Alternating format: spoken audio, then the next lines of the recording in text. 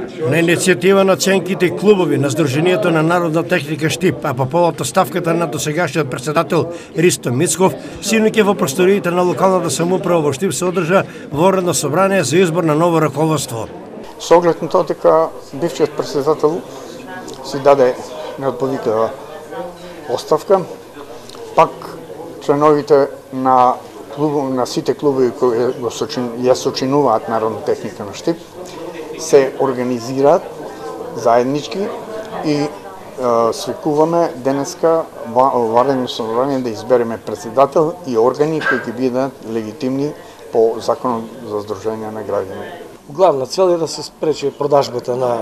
просториите на народна техника Штип, за кои некои членови веќе тужат и има судски постапки за тоа.